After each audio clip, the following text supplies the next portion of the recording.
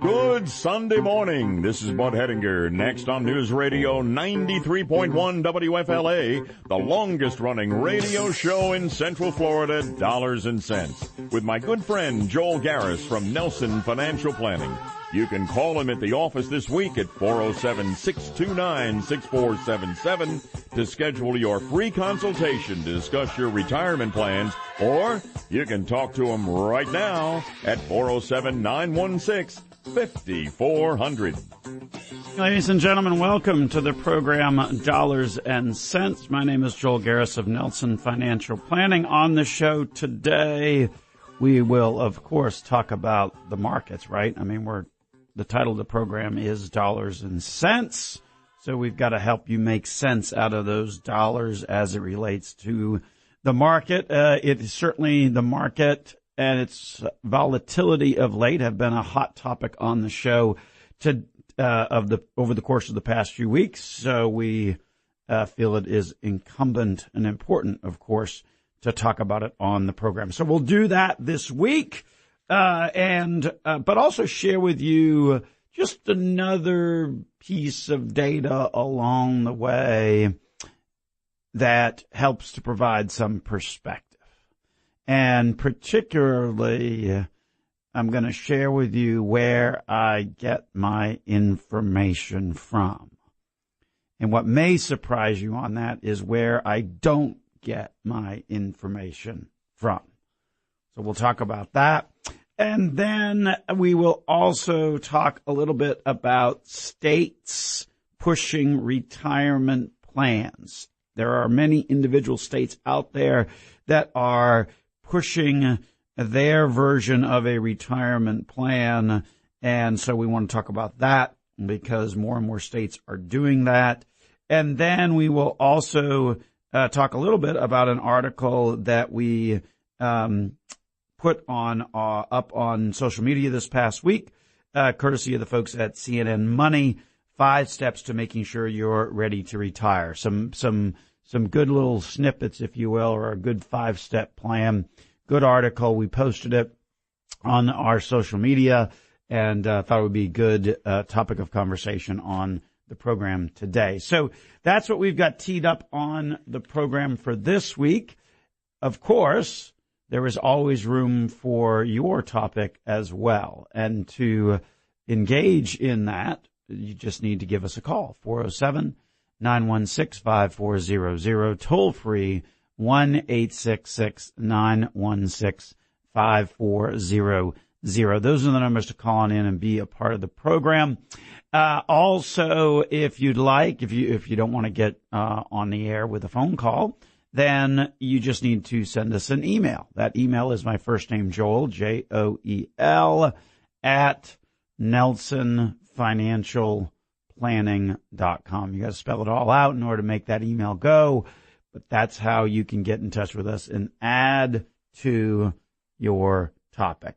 For the week, last week, again, another week of volatility. The Dow was down about 300 points for the week. What a reaction that you saw on the individual investor side of things.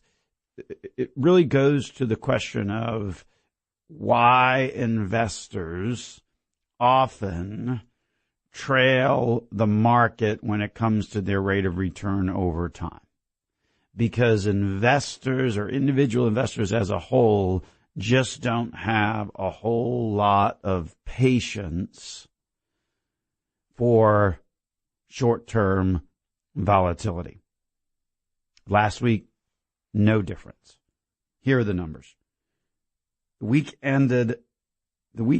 week ending on Wednesday, investors pulled a record $46 billion out of U.S. equity mutual funds. The very definition of what it means to sell low is sell after there has been market volatility. What did they do with that money, you may ask? Well, what they did was they stuck it into money market funds. the highest number of influx to money market funds since 1992. A total of $81 billion during that same time period went to money market funds. I mean, interest rates are up a little bit, very little bit, but pumping it all into a money market fund, your yield on a money market fund is half that of inflation. So I don't understand the calculus of how a money market fund is, quote unquote, a safe choice. To me, if I'm doing the math correctly, and inflation is 2% and change, and my money market fund is paying 1% and change, then all I've done there is guaranteed myself a loss. Right? I mean, if your money isn't at least keeping up with inflation, then it is in fact losing purchasing power. It is losing value. So if you go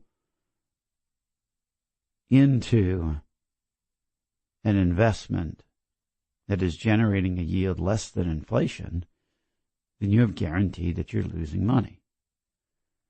Problem is, nobody stops to make that calculus. Instead, they're pulling $46 billion out of equity mutual funds and pouring 81, the most since 1992. Stop and think about that for just a second. The most since 1992. That is 8 and 18. That's 26 years. Because of the volatility in the market.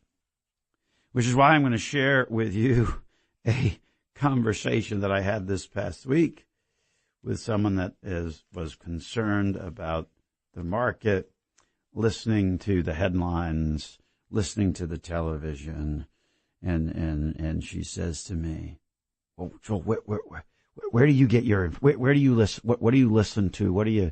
Okay, is it Fox Business? Is it CNN? Where do you?" And I said, "I don't do any of that. I don't look to the television to generate the information, particularly in today's world, because television talks in sound bites of 10 seconds. That's it. It's a sound bite drive-by culture that we live in. Summarize the economy and the markets in 10 seconds or less. Well, let me tell you something. That can't be done. You can't summarize something like that into a soundbite within 10 seconds. What you instead get is interpretations of pieces of data with no relative perspective. I think that's the biggest thing. Whenever you hear data that gets thrown out, and we've teased a little bit of this over the course of the past couple of weeks, you hear data about the fact that Americans are borrowing money out of their homes and the real estate market is high. But you don't hear the rest of the story. The what is it relative to? When you look at those numbers relative to where they were back in 2006 or 2007, you're not even close. The most telling statistic on that is if you look at the amount of money that Americans borrowed out of their home equity. In the year 2006, it was $325 billion. That number today stands at $15 billion. Stands at $15 billion. Don't you think that $15 billion versus 325 is a pretty big gap? And certainly some piece of information that you would want to know about if you're making a conclusion as it relates to Americans' propensity to borrow today against the value of their home. Don't you think that would be a worth? Instead, you just get the 10-second, borrowing's up. People are borrowing against their home equity. Better watch out. It's going to be 2008 all over again. There's no relative perspective on the numbers. relative to where it was last time. There is this mania that simply is taking every piece of data and extrapolating it out to the conclusion that it's going to be 2008 all over again. Let me let you in on a little secret. Those types of declines in the market don't happen very often. The fact that the last time the market really went down, it happened to be one of those, that's really what generates and what clouds people's decision-making capabilities today. There's actually a term for that in the psychological field. It's called recency. Events that have happened most recent have a bigger impact on how you make decisions. Setting aside the fact that if you look at things over a broader period of time, that recency approach is often a very false approach. It's predicated solely upon what has happened in the most recent short-term period of time rather than looking out over a longer period of time. So back to the question of where do I get my information? It may surprise you. No, maybe not, because TV viewership is down pretty dramatically. I can honestly say it's certainly down in my household as well. Of course, that's probably because I have 3 teenage boys who don't even, television. What's that? A network television show, the network evening news? What? I don't understand that. I don't know any of that because it really is soundbite in quality. The information that I get, the information that we share with you on this radio program, all comes by virtue of reading. I read a lot each and every week. And I read it from a variety of sources. Probably my most popular one is the Wall Street Journal, followed by Barron's. But there's a tremendous amount of economists out there and market folks that write a lot of articles. It doesn't matter whether they are potentially a competitor or whatever the case may be. If they've been around a long time, then it's certainly something that we're going to be reading. Don't like to read anything new. I don't read anything off of silly subscription service. All of it is read. Why? Why do I think that that's important in today's world? Because the written word does not carry emotion with it. The written word does not carry emotion with it. The spoken word, based upon the speaker's voice, carries a tremendous amount of emotion with it. See the difference? Because that emotion clouds the details in the data. Because in any of these sound bites, you never hear the numbers. You never hear the numbers, for example, that we just shared, the 325 billion versus 15 billion. You don't hear those numbers because it just doesn't translate well when you're trying to come up with a sound bite. Because that's a much longer sound bite in order to have and explain the relativity of that data. Hence the radio program that gives us an opportunity to explain that data. Some may think often that we sit on a monologue way too long on this program, and they're probably right. But the point of that is to help provide that relative data. So we get back, we're going to give you the latest data piece on that and continue the conversation here on the program. If you have your topic as well, happy to add it to our mix here at 407-916-5400, toll free 1-866-916-5400, or you can send us an email. That email is joel@nelsonfinancialplanning.com. Here on Dollars and Cents with Joel Garris of Nelson Financial Planning on News Radio 93.1 WFLA. This is Bud Hettinger. You know, you can talk to Joel Garris of Nelson Financial Planning right now on Dollars and Cents about anything to do with your money by calling 407-916-5400. Give them a call. It's time to make sense of your dollars. Hey, welcome back to the program, Dollars and Cents. This is Joel Garris of Nelson Financial Planning here on News Radio 93.1 WFLA. Also simulcasting over there on the AM dial. We got to say hello to our friends on 540 AM as well.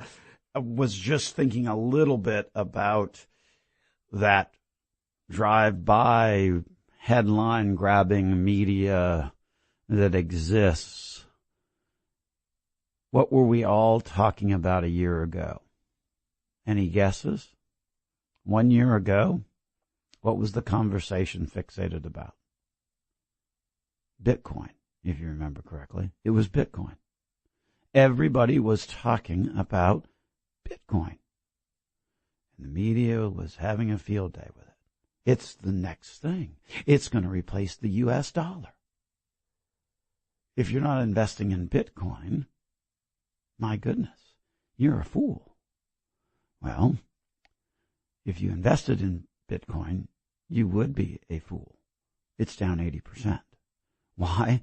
Because it actually wound up getting regulated, and when things get regulated, they actually wind up starting to trade at more closer to their real value, which is next to nothing when it comes to Bitcoin. Oh, I'm sorry. It's still trading around, 3,000 or something like that. But be careful.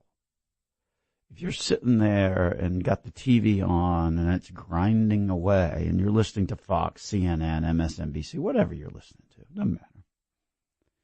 Because we know you picked this channel that you like based upon the information that they give you. But all of them are in that same business of advertising, which means that they're trying to generate as big an audience as possible so that they can charge advertisers money to get their ads. They are advertising companies, which is why it's all about the glitz, the glam, the 10-second headlines. Bitcoin, that was the big topic of conversation 1 year ago. Just another way to put it all into perspective.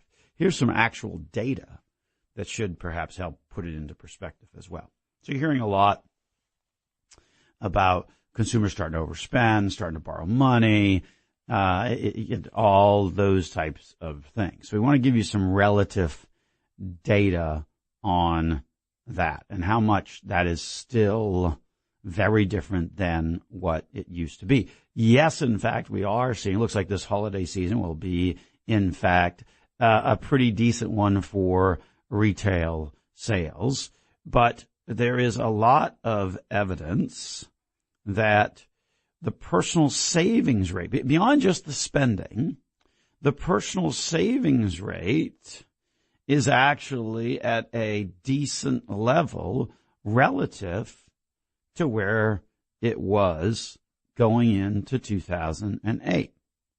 In fact, it's double. Going into 2008, the personal savings rate was 3.1%. That is not much of a buffer on a cash flow basis or, in fact, on I've built up my cash basis in any way, shape, or form to weather whatever the downturn is. So that obviously exacerbates any downturn. In October, this past October, that number is double, 6.2%. Again, that's not something you hear in the soundbite drive-by media. It's something that you actually have to read, study, work through, and say, wait a minute, 6.2 versus 3.1, well, that's 100% better, isn't it? Yes, it is. Here's the other number. Household debt. We've been hearing that household debt has been uptaking. Not at all. Okay, the answer is not at all when you look at a chart. Just look at a chart. And I understand charts don't play out very well when it comes to television. They certainly don't play out very well when it comes to radio. But if you were to look at a chart, what you would see is that share of overall household debt continues to decline relative to disposable income. Overall household debt comes in at 98% of disposable income for the most recent quarter ended this year, 2018. For comparison purposes, it peaked at 131% in 2007, going into the recession of 2008. 98% is not 131. Let's be very, very clear. Again, for relative purposes, that household ratio of household debt to disposable income is in fact the lowest level since 2002. That's 16 years.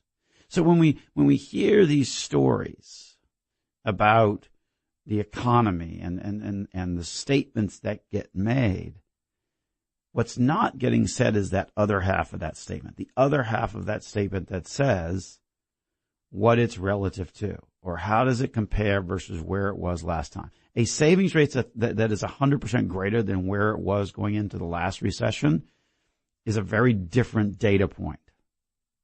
A ratio of household debt to disposable income that is in fact at its lowest level in 16 years is very different than the kinds of stories and pieces of information that you get with the media. And again, probably our single biggest role that we serve, not just here on the radio program, but also at the office, is to help provide that perspective. Provide that relative to what perspective. And that's probably one of the most important things we do on a regular basis. Why? Because as opposed to the masses of individual investors who pulled out a record $46 billion from U.S. equity funds for the week that ended on Wednesday and rushed $81 billion into money markets, the most since 1992, our clients, to my knowledge, did zero of that $46 billion. That's the biggest role that we serve, making sure that you are consistent during an otherwise inconsistent period of time. So the $46 billion, clients at Nelson Financial Planning attributed zero to that. And I'm proud of that because we know that over time, you get in, you get out, you lose money. It's that simple. The studies, folks, are too many and too conclusive to say anything but that. Do you want to rebalance? Do you want to, yes, absolutely. We talked about that last week on the program.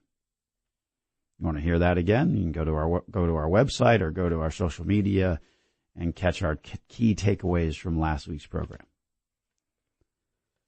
Those are the kinds of things that you want to be doing, not jumping into something that's guaranteed to lose you money after inflation. That's what $81 billion did.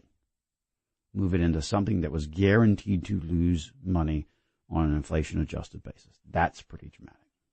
We're going to slide to a break. When we get back from the break, we'll shift gears. We'll shift gears to the article that we posted online this past week on those same social media pages. If you're looking to figure out how do I connect to you on all that social media stuff, Facebook, Twitter, LinkedIn, what are the other ones?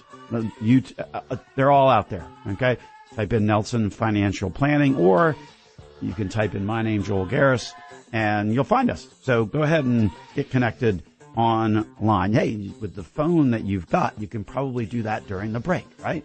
Anyway, you can also use the phone to give us a call, 407-916-5400, toll free 1-866-916-5400. This is Joel Garris of Nelson Financial Planning on Dollars and Cents, News Radio 93.1 WFLA.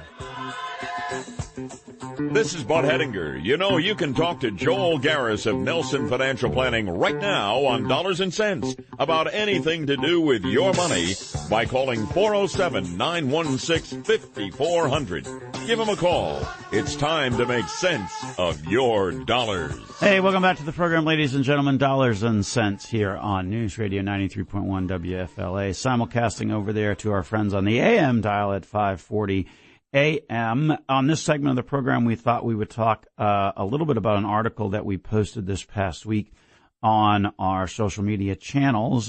Comes to us courtesy of CNN Money. Thought it was a pretty good one that really summarizes in 5 easy steps how to make sure that you are ready for retirement. So you're interested in and a good quick read. That's a pretty good article. We'll share with you the highlights.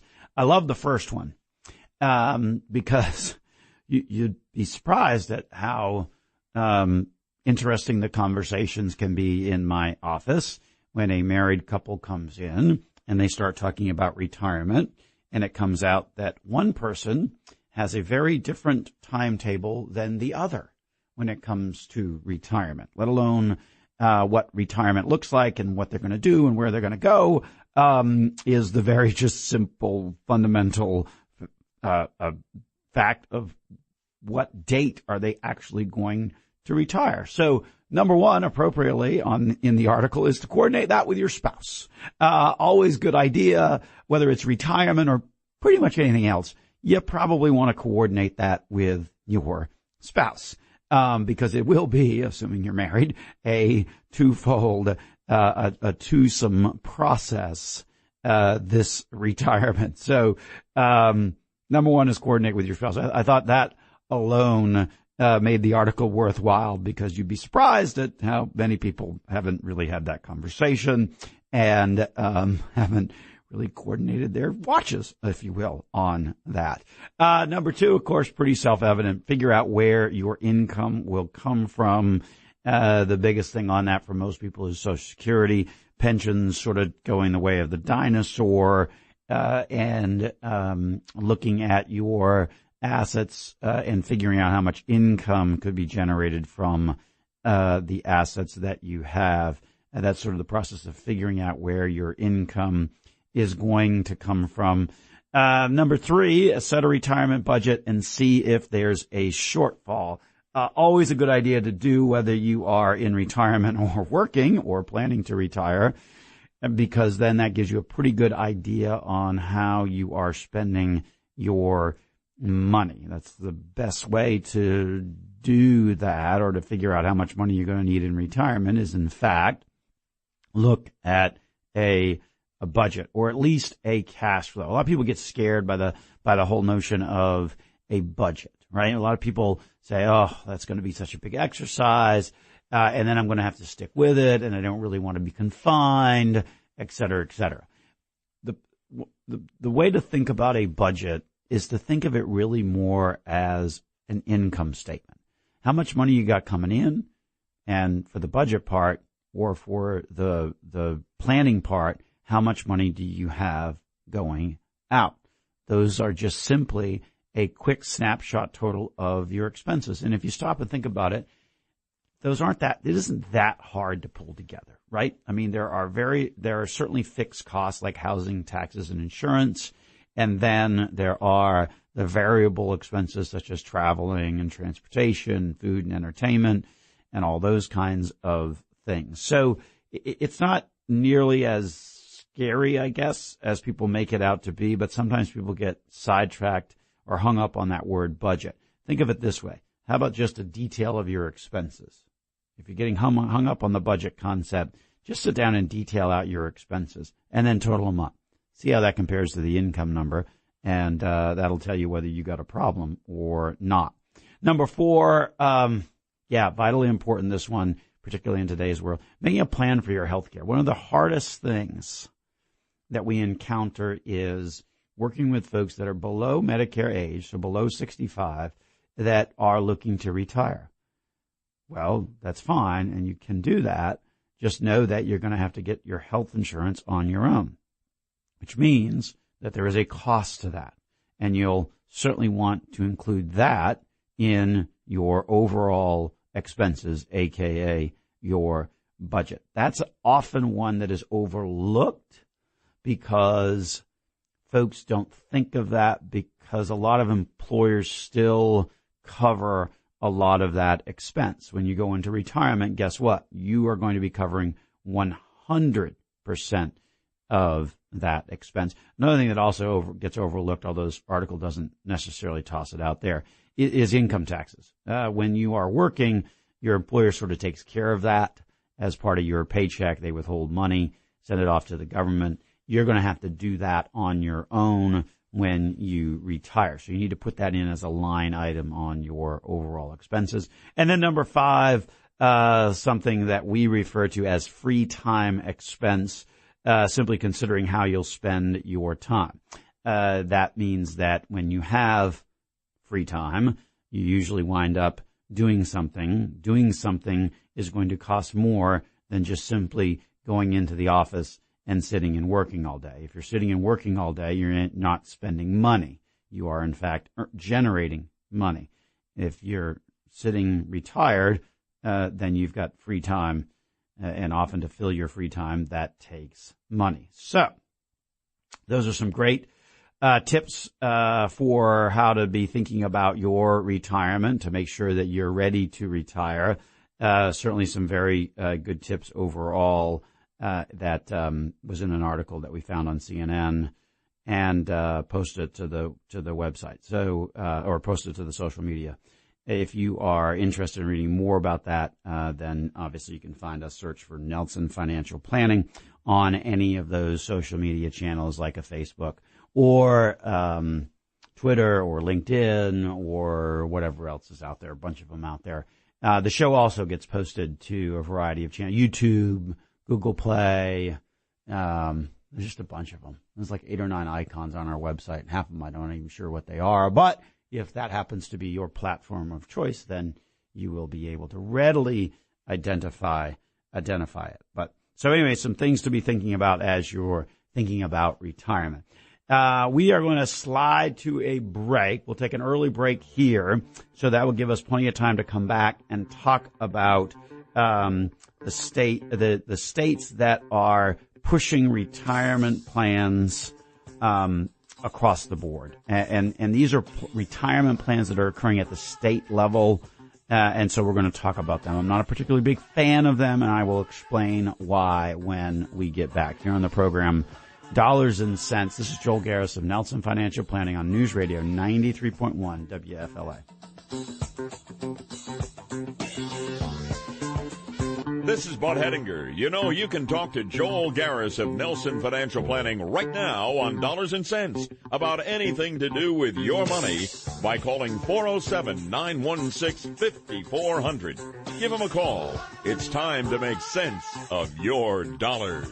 Welcome back to the program, ladies and gentlemen. Dollars and Cents here on News Radio 93.1 WFLA, 540 AM as well. Last segment of the program, still time if you'd like to get your topic into the mix for the program by simply calling 407-916-5400, 1-866-916-5400, or email at joel@nelsonfinancialplanning.com. You've heard us talk a little bit about this in the past because this is something that's been percolating along for a few years now. And to be honest, I just don't like it. These states, such as Vermont and Oregon and New York and Connecticut, that are rolling out their own versions of retirement plans, it just doesn't make sense to me. It doesn't make any sense to me because there are options available out there for anybody that could not be simpler to, I mean, how simple does it have to be for someone to use it? I mean, these arguments that these states are using to set up these plans are to make savings. How? It's an IRA. I mean, you can go online and complete the application. You can set it up so it takes money out of your checking account automatically. That there's really no difference between what these states have designed versus what is already out there. I just don't understand it. Because these state programs that are out there, there is some cost associated with them that is borne by the states. I mean, the potential that I am a taxpayer in places like Oregon and New York, although my sympathies go out to you if you're in those kinds of high tax state like a New York and Connecticut.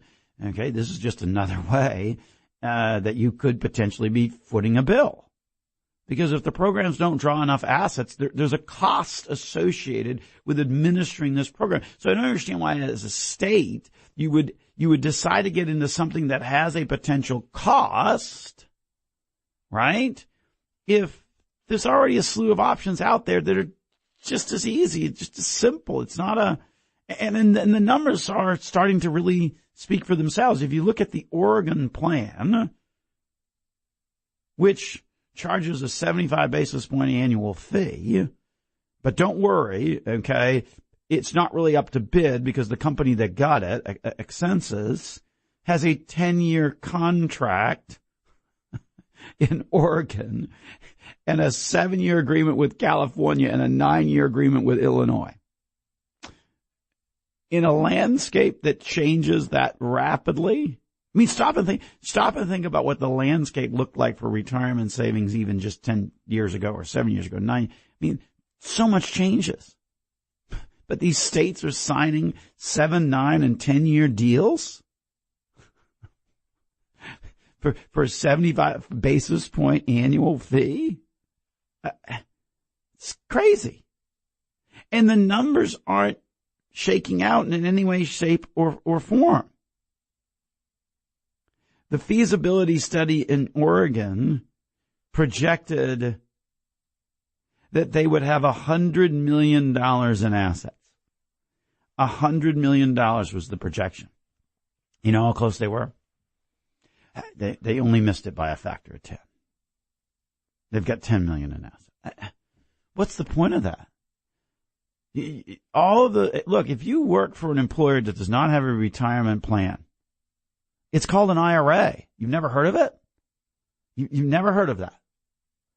But somehow the states are going to be able to market it and spend money on that, which ultimately, if the numbers don't work, you know who foots the bill. It's the taxpayer. But all these states are rolling. I think the reality is there's no way that these states should be getting involved like that. There's no need for that. The states just want to get their hand in it. They want to just get their hand in it as a way to keep track of more dollars that generates more taxes to them. Because here's the thought, and stay with me on this. So you live in Vermont. You live in Massachusetts. You live in New York, right? You're working there. That's where your job is. You save money in that state plan, right? Save money in that state plan. So the state knows about it. It's a state of New York or state of Massachusetts or state of Vermont plan. Okay. You realize when you retire that, yeah, it's the cost of living up here is pretty high in New York and weather's, kind of cold, and I want to go someplace where it's a little bit warmer. And you come to sunny Florida. Welcome to Florida, by the way. We don't have any state tax here. What do you think is going to happen when you move to sunny Florida and you've been putting money in to a state-sponsored retirement plan, be it in New York or Massachusetts? What do you think is going to happen? I do. I think I know what's going to happen. Well, they're going to say, well, you save this money in New York, so as you spend it, you're going to have to continue to file a New York return or a Massachusetts return and pay money to the state. That's why they're doing it, folks. It's not because they're in the warmness and goodness of their heart. They want to help provide additional options or retirement plans for because it already exists. It already exists. There is not a single working individual that does not have easy access to a retirement plan. These states that are putting forth this argument, that are saying we need to have these state-sponsored retirement plans so that everybody can have a retirement plan, it is nonsense. It already exists. And if you're setting up that state one and then you decide to move, watch out. And just like anything, the government projections are slightly off. Oregon, we're going to have 100 million. Oh, we only got 10. Whoops. Factor of 10. We're pretty close. Yeah, not exactly. You know what would happen if that was something that was done on the private enterprise side of things, and you're off by a factor of 10 within year one? You know what would happen? You'd shut it down. No, this is a money-making, this is an attempt, this is a money grab by the states that need that money. Why? Because people are leaving them because their taxes are too high. This is a money grab. Stay away from it.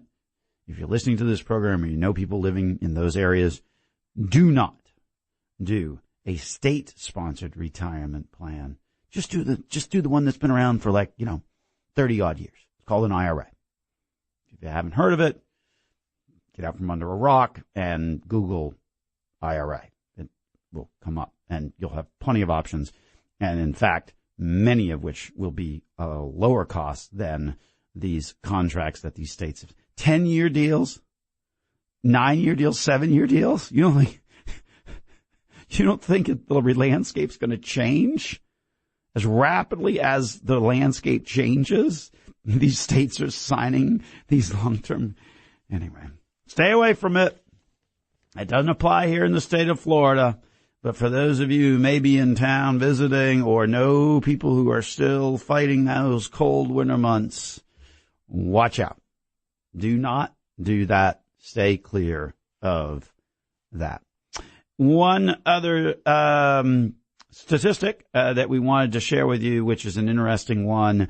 The U.S. production of crude oil reached an all-time monthly record. 21% increase in production in just the last 12 months. The story of oil is one that is happening in this country, is one that does not get nearly as much conversation. They are doing it with technology and different approaches that is fundamentally changing what that cost of oil per barrel is, because they're able to do it at a much lower cost, and it's really having some ripple effects, particularly over in the Middle East. Fascinating story that is continuing to play out and will continue to play out in the years ahead, because these numbers are dramatic.